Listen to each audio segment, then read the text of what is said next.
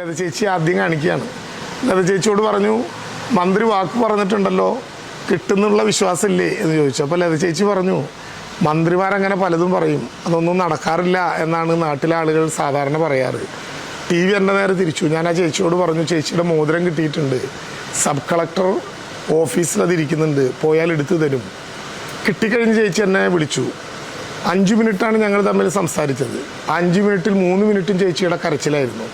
ചേച്ചി എന്നോട് ബാക്കിയുള്ള 2 മിനിറ്റ് കൊണ്ട് പറഞ്ഞു വെച്ച കാര്യം, ഈ മോതിരം ഞാൻ ഉരുക്കില്ല, ഈ മോതിരം ഞാൻ വിൽക്കില്ല, ഈ മോതിരം ഞാൻ പണയം വയ്ക്കില്ല, ഇത് നഷ്ടപ്പെട്ടു പോയ എൻ്റെ കുടുംബത്തിൻ്റെ ഓർമ്മയ്ക്ക് ഞാൻ വലത്ത് കൈയിൽ തന്നെ ഇടുന്നതാണ്. ആ ചേച്ചി വലത് കൈ ഉയർത്തിപ്പിടിച്ചുകൊണ്ട് ചൂരൽമലയിലെ ദുരന്ത ഭൂമിയിൽ അവർക്ക് വീട് കൊടുക്കാൻ പോയപ്പോൾ എന്നോട് പറഞ്ഞു, മോതിരം ഞാൻ ഉരുക്കിയിട്ടും വിറ്റിട്ടുമില്ല, എൻ്റെ കയ്യിൽ തന്നെയുണ്ട്. കരയല്ലാതൊരു മനുഷ്യന് മറ്റു മാർഗങ്ങളൊന്നും ഉണ്ടാകാത്ത സമയം. പക്ഷേ എനിക്ക് വളരെ അഭിമാനത്തോടെ പറയാൻ പറ്റും, ചൂരൽമലയിൽ പോയപ്പോൾ എനിക്ക് പേരറിയുന്നവരാണ് മഹാഭൂരിപക്ഷം പേരും, പക്ഷെ ചിലരുടെ ഒന്നും മുഖം ഓർമ്മയുണ്ടാകില്ല. അപ്പോൾ 178 കുടുംബങ്ങളിരിക്കുന്ന ദുരന്തബാധിതരുടെ താക്കോല് കൊടുക്കുന്ന സ്ഥലത്തേക്ക് പോയപ്പോൾ ഒരു ചേച്ചി എഴുന്നേറ്റ് നിന്നിട്ട് വലത്തെ കയ്യിലെ മോതിരവിരൽ ഉയർത്തി കാണിച്ചു. എനിക്ക് പേര് മനസ്സിലായി, ലത എന്നാണ് ആ ചേച്ചിയുടെ പേര്. ആ ചേച്ചിയുടെ ഭർത്താവും മകനും, വീട്ടിലാകെ വെറും 3 പേരേ ഉള്ളൂ, ഭർത്താവും മകനും ഈ ദുരന്തത്തിൽ മരിച്ചുപോയി. ചേച്ചിയപ്പോൾ കല്യാണം കഴിയണ നേരത്ത് ഭർത്താവിൻ്റെ കയ്യിലൊരു മോതിരം ഇട്ടിരുന്നു. ആ മോതിരത്തിലാണല്ലോ ചേച്ചിയുടെ പേരെഴുതുക, ലത എന്ന ആ മോതിരത്തിലുണ്ട്.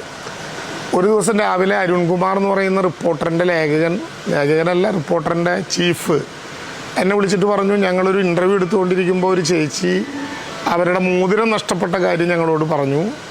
ആ മോതിരം സർക്കാർ തിരിച്ചു കൊടുത്തില്ല ഇത്ര നാളായി എന്ന് പറഞ്ഞു. ഭർത്താവ് മരിക്കുമ്പോൾ കയ്യിലുണ്ടായിരുന്നു, അതെങ്ങാനും കിട്ടാൻ വഴിയുണ്ടോ? ആ ചേച്ചിയുമായിട്ട് ഞാൻ ഫോണിൽ സംസാരിച്ചു. ചേച്ചി വളരെ ക്ഷുഭിതയായിരുന്നു. മകനും ഭർത്താവും നഷ്ടപ്പെട്ടൊരു സ്ത്രീയുടെ വിലാപമായിട്ട് ഞാനത് കണ്ടു. എനിക്ക് എങ്ങനെയെങ്കിലും ആ മോതിരമൊന്ന് തിരിച്ചു കിട്ടണമെന്നാണ് അന്ന് ചേച്ചി പറഞ്ഞത്. ഞങ്ങൾ മാനന്തവാടി സബ് കളക്ടർ ഓഫീസിൽ ഞാൻ ഉൾപ്പെടെ ഇരുന്ന് 1.5 ദിവസം പൂർണ്ണമായിട്ട് തിരഞ്ഞപ്പോൾ നഷ്ടപ്പെട്ട് കിട്ടിയ സാധനങ്ങളുടെ ഇടയിൽ നിന്ന് ലത എന്ന പേരിലൊരു മോതിരം കിട്ടി. ആ മോതിരം സബ് കളക്ടർ ഓഫീസിൽ വെച്ച് ഞാൻ അരുണിനെ അറിയിച്ചു, മോതിരം കിട്ടിയിട്ടുണ്ട്, ലത ചേച്ചിയോട് തെളിവ് കൊടുത്താൽ അത് സബ് കളക്ടർ ഓഫീസിൽ നിന്ന് കിട്ടും എന്ന് പറഞ്ഞു. അപ്പോൾ അരുൺ പറഞ്ഞു, വേണ്ട, ഞങ്ങൾ നാളെ TV-യിൽ തന്നെ ലത ചേച്ചിയെ കൊണ്ടുവരാം, ഇപ്പുറത്തിരുന്ന് നിങ്ങൾ മറുപടി പറഞ്ഞാൽ മതി എന്ന് പറഞ്ഞു.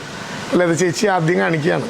ലത ചേച്ചിയോട് പറഞ്ഞു, മന്ത്രി വാക്ക് പറഞ്ഞിട്ടുണ്ടല്ലോ, കിട്ടുന്നുള്ള വിശ്വാസമില്ലേ എന്ന് ചോദിച്ചു. അപ്പോൾ ലത ചേച്ചി പറഞ്ഞു, മന്ത്രിമാരങ്ങനെ പലതും പറയും, അതൊന്നും നടക്കാറില്ല എന്നാണ് നാട്ടിലെ ആളുകൾ സാധാരണ പറയാറ്. TV എൻ്റെ നേരെ തിരിച്ചു. ഞാൻ ആ ചേച്ചിയോട് പറഞ്ഞു, ചേച്ചിയുടെ മോതിരം കിട്ടിയിട്ടുണ്ട്, സബ് കളക്ടർ ഓഫീസിൽ അതിരിക്കുന്നുണ്ട്, പോയാൽ എടുത്തു തരും.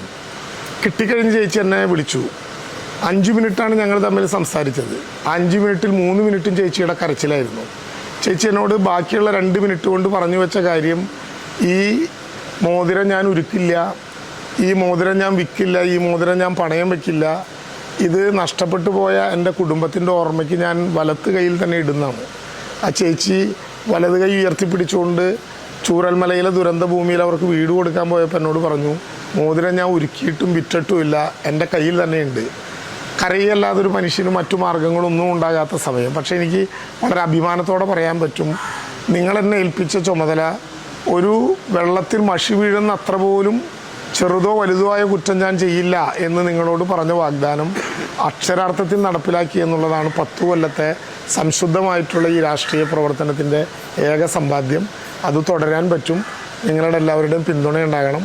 നാളെ നോമിനേഷൻ കൊടുക്കുന്നതിന് മുമ്പ് ഞാൻ സുഹിത്തിനോട് പറഞ്ഞു, നമ്മുടെ ഈ 4 കമ്പനി എന്നാണ് ഞങ്ങൾ വിളിക്കുക, ഇവിടെയൊക്കെ തൊഴിലാളികളൊന്ന് പോയി നമുക്ക് നോമിനേഷൻ കൊടുക്കുന്നതിന് മുമ്പൊന്ന് പോയി കണ്ടവരുടെ അനുവാദവും ആശീർവാദവും മേടിക്കണം.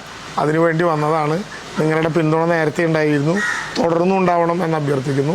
എല്ലാവരോടും ഒരു സഹോദരനെ പോലെ സഹായിക്കണം എന്ന് അഭ്യർത്ഥിക്കുന്നു. നമസ്കാരം.